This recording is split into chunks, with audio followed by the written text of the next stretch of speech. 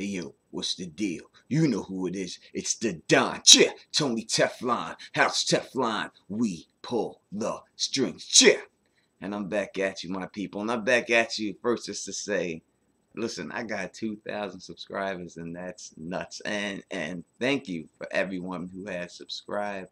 And and it's just amazing that I had 2,000 subscribers. I would have never thought that I could have 2,000 subscribers. And actually, if you look at videos that I've done, you can see how I only had 20, 100. I was getting 100, 150 views here and there. And now I get like 1,000 views, 2,000 views now per video, and I would have never thought that. So thank you very much. So I have to raise a glass to all of you for doing that for me and just allowing me in your life a little bit at a time to talk this Game of Thrones stuff. So saloons.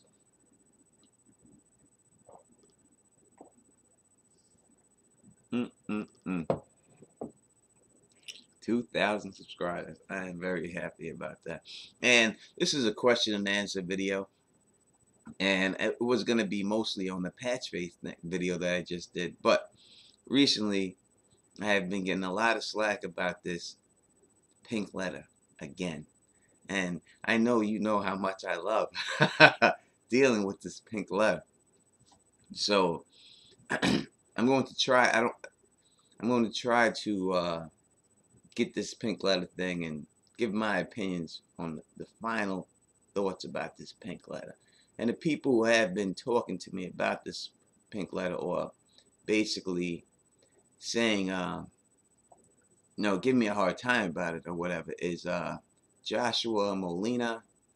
And there's another guy, I think, Mazara, and a new subscriber who leaves a lot of great comments, Daniel Donnelly. And their points are well taken. But basically, the point that they suggest is, in a nutshell, is that the wildlings are the only one who refers to the Night's Watch as crows, or sees them as crows, right? If you refer to someone as something, then you see them as that, right? That's the way I would see it. So, like, you know, if you I don't know, so the crow is kind of like a racial slur. So if you refer to someone, you see someone as something, a racial slur, right? Say, hence the N-word. Sometimes you would not just directly call them that, and if you're trying to still befriend them, or, you know, and fake the funk like that, you know what I mean? But you may see them like that. So you would still feel that that's the way you see them. You do not have to exactly say it, the words, out loud. So, but that's basically the sticking point to the thing, that the wildlings are the ones who refer to, see them as crows, the people of the Night's Watch, because that's their word for them. So the bastard letter says, "Your false king is dead, bastard. He and his host were smashed in 7 days of battle. I have his magic sword. Tell his red whore. Your false king's friends are dead, their heads upon the wall of Winterfell. Come see them, bastard. Your false king lied, and so did you. You told the world you burned the king beyond the wall. Instead, you sent him to Winterfell to steal my bride from me. I will have my bride back. If you want Mance Rayder back, come and get him. I have him in the cage for all the north to see. Proof of your lies. The cage is cold, but I've made a warm cloak of skins in the 6 horse who came with him to Winterfell. I want my bride back. I want the false king's queen. I want his daughter and his red witch. I want this wildling princess. I want his little prince, the wildling babe, and I want my reek.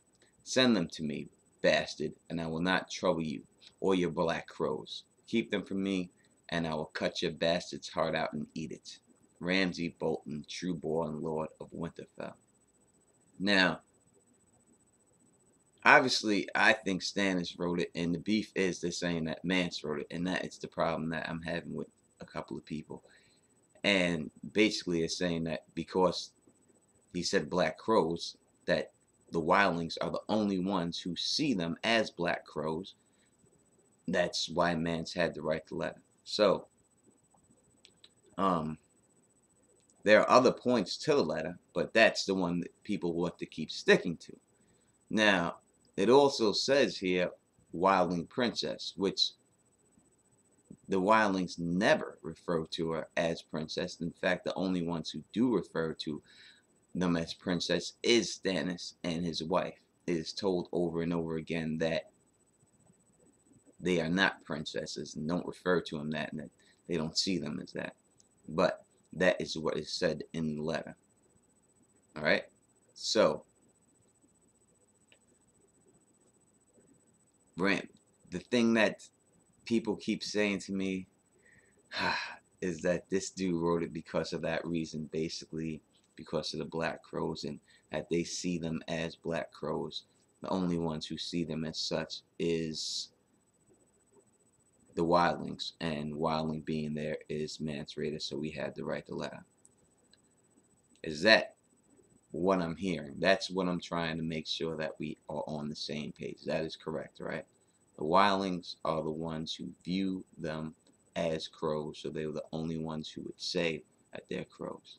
So now that I know that is, we are good on that. We know that that's what we're talking about here, and that is the thing, all right? All right, so I would just like to say, I'm not trying to tell anyone how to, read a POV chapter, but obviously if it's a POV chapter, that it's just this person's thoughts about these people and how they are viewing these people, right?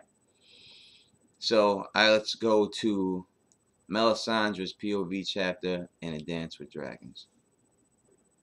Flanked by two of the guards, as Stannis had left her. The boy was carrying her half-forgotten breakfast on a tray. I waited for Hub to pull the fresh loaves from the ovens, my lady. The bread's still hot. Leave it in my chambers.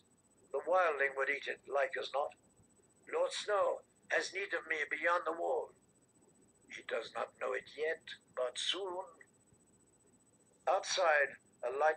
All right, so real quick, this is Melisandre. We know where she's at. She's about to go outside and see Jon Snow. You see that she referred to Mance Rayder, who was in Rattleshirt's garb, as a wildling, right? She's not calling him a wildling, but that's what she referred to him as. So she sees him as a wildling, right? Okay.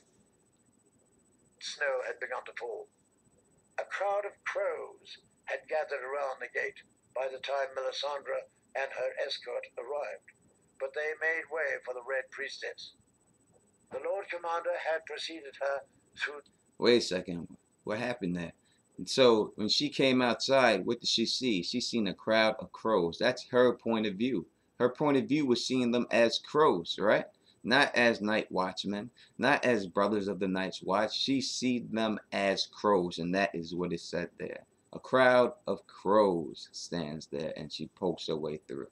the ice, accompanied by Bowen Marsh and 20 spearmen. Snow had also sent a dozen archers to the top of the wall, should any foes be hidden in the nearby woods. The guards on the gate were not Queen's men, but they passed her all the same. It was cold and dark beneath the ice, in the narrow tunnel that crooked and slithered through the wall. Morgan went before her with a torch, and Merrill came behind her with an axe. Both men were hopeless drunkards, but they were sober at this hour of the morning.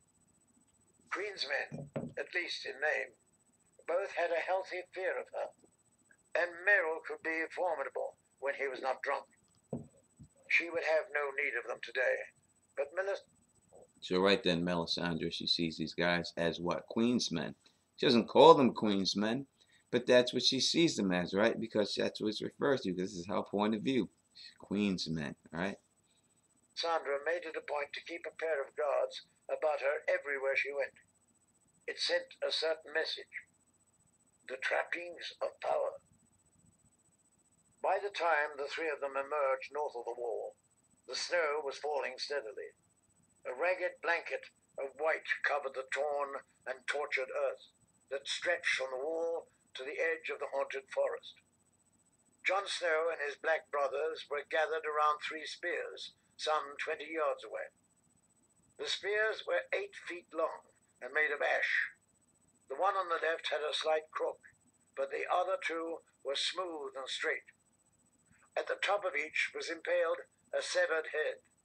Their beards were full of ice, and the falling snow had given them white hoods. Where their eyes had been, only empty sockets remained, black and bloody holes that stared down in silent accusation. Who were they? Melisandre asked the crows. Blackjack Bulwer, Hairy Hal, and Garth Greyfeather, Bowen Marsh said solemnly. And once again, you see Melisandre referring to them as crows. That's how she sees them. And Blackjack Bulworth and all of them are men of the Night's Watch. So obviously that's who she was referring to. Is she going to call them crow in her face? No, she cannot do that. Why? Because it is like a racial slur. She still needs them on her side. So she's not going to call it in her face. But that's what she sees them as. So to the people who think that the Wildlings are the only ones who see them as such, and that's the only reason why Mance could have wrote that letter, obviously that's not true. So I'm just saying, take that into account before you post what you post up and think it through. You know what I mean? And that's what I'm saying. So I think it's more plausible, in all honesty, that Ramsay really wrote it more than Mance wrote it. But I do believe that Stannis wrote it. But as I said before in the other video, Melisandre could have wrote it. No one really knows. That's just what it is, man. But I do not believe Mance Rayder wrote it at all. So that whole thing that you want to say that the Wildlings are the only one to refer to them as crows or see them as such, obviously that's not true.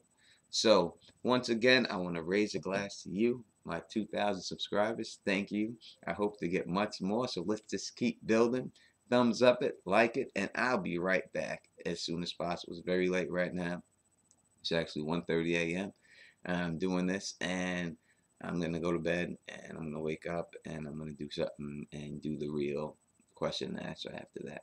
So for the other video. All right. So until then, you know who it is. It's the Don. Yeah. Tony Teflon. House Teflon. Teflon 316. 2000, baby. And we still pulling them strings. Peace. And I'm out.